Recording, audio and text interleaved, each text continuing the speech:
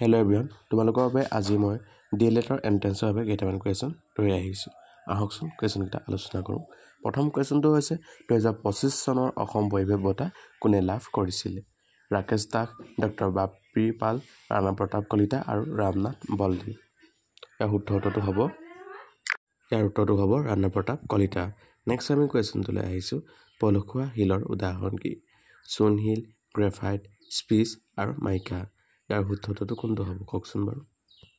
Next কুৱেশ্যনটোলৈ আহিছোঁ। তলৰ কোনটো অগতানুগতিক শক্তিৰ উৎস? কয়লা, প্ৰাকৃতিক গেছ, ভূতাপীয় শক্তি আৰু খনিজ তেল। ইয়াৰ শুদ্ধটো হ'ব কয়লা। কয়লা হৈছে অগতানুগতিক শক্তিৰ উৎস।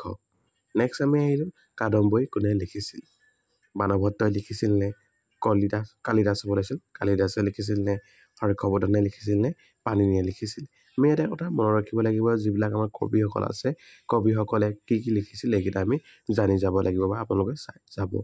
ইয়াৰ শুদ্ধটো হ'ব কি? শুদ্ধটো হ'ব কালিদাস। কালিদাসে কাদম্বৰী লিখিছিল। নেক্সট আমি আহিলোঁ কুৱেশ্যনটোলৈ। ভাৰতৰ আটাইতকৈ দীঘল নদী কোনখন? যমুনা, গংগা, ব্ৰহ্মপুত্ৰ আৰু গোদাবৰী। আমি ভাৰতৰ নদীবিলাকৰ কথা আমি জানিব লাগিব বা চাই আহিব লাগিব, বা কিছুমান সংগমস্থল আছে, সংগমস্থলৰ বিষয়ে জানিব লাগিব। ইয়াৰ শুদ্ধটো কোনটো হ'ব? ভাৰতৰ আটাইতকৈ দীঘল নদী, ইয়াৰ শুদ্ধটো হ'ব গংগা। ভাৰতৰ আটাইতকৈ দীঘল নদী হৈছে গংগা। নেক্সট কুৱেশ্যনটোলৈ আমি আহিছোঁ। বায়ুমণ্ডলৰ কোনটো স্তৰত অজন গেছ অৱস্থিত? শিলামণ্ডল, তাপমণ্ডল, টপস্ফিয়াৰ আৰু ষ্ট্ৰেটোস্ফিয়াৰ। নিশ্চয় আপোনালোকে এই কুৱেশ্যনটোৰ এনচাৰটো কমেণ্ট মাধ্যমত অৱগত কৰিব। নেক্সট কুৱেশ্যনটো তোমালোকক দিছে। তলৰ কোনটো ধাতুক সহজে কটাৰীয়ে কাটিব পাৰি? আমি যে ধাতু আৰু অধাতু পাইছোঁ, এইবিলাক 10ৰ ষ্টেণ্ডাৰ্ডৰ কিতাপখনত তোমালোকে নিশ্চয় পঢ়ি যাবা। তাৰ পৰা পঢ়ি গ'লে তোমালোকে যথেষ্ট উপকৃত হ'বা। ইয়াৰ উত্তৰটো দিয়াচোন। তলৰ কোনটো ধাতুক সহজে আমি কটাৰী কাটিব পাৰোঁ? ইয়াৰ শুদ্ধটো হৈছে পটাছিয়াম। পটাছিয়াম ধাতুক আমি সহজে কটাৰীয়ে কাটিব পাৰোঁ।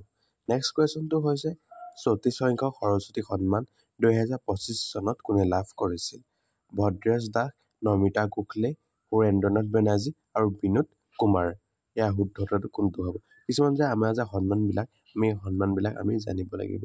ভাৰতৰত্ন হওক বা অসম বৈভৱ হওক বা সকলোবিলাক আমি সন্মানৰ বিষয়ে চাই যাব লাগিব। এতিয়া ইয়াৰ উত্তৰটো দিয়াচোন। ইয়াৰ উত্তৰটো হ'ব ভদ্ৰেশ দাস 2025 বৰ্ষত সৰস্বতী সন্মান লাভ কৰিছিল। নেক্সট আমি কুৱেশ্যনটোলৈ চাওঁ। কোনখন চহৰক লেণ্ড অফ 7 হিলছ বুলি কোৱা হয়? এটা কথা মনত পৰিছে, আমি যে পিংক চিটি তেনেকুৱা ধৰণৰ আমি কথাবিলাক যে কওঁ, এইবিলাক আমি চিটিবিলাকৰ নাম আমি জানিব লাগিব। কোনখন চিটিক কি বুলি কয়? এতিয়া আমাৰ এই প্ৰশ্নটোৰ উত্তৰ দিয়াচোন। কোনখন চহৰক লেণ্ড অফ 7 হিলছ বুলি কোৱা হয়? ইয়াৰ শুদ্ধটো হ'ব ৰোম। ৰোমক লেণ্ড অফ 7 হিলছ বুলি কোৱা হয়। নেক্সট কুৱেশ্যনটো আহিছোঁ আমি ভাৰতীয় আন্দোলনৰ সময়ত কোনে কৰিম কিম্বা মৰিম শ্লোগান দিছিল? বিভিন্ন ব্যক্তিসকলৰ শ্লোগানবিলাক আমি মনত ৰাখিব লাগিব। জয় জৱান জয় কিষাণ এনেধৰণৰ বহুত শ্লোগান আছে। এই শ্লোগানবিলাকো তোমালোকে চাই যাবা। ইয়াৰ শুদ্ধটো হ'ব মহাত্মা গান্ধী। মহাত্মা গান্ধীয়ে কৰিম কিম্বা মৰিম শ্লোগান দিছিল। আৰু বাকী শিশুসকলে কি দিছিল তোমালোকে ক'বাচোন কমেণ্ট মাধ্যমত। এতিয়া আহিছোঁ কোনে সত্যাগ্ৰহ আন্দোলন আৰম্ভ কৰিছিল? মহাত্মা গান্ধী, বিনোৱা ভাৱে, ভগত সিং আৰু মণিৰাম দেৱান।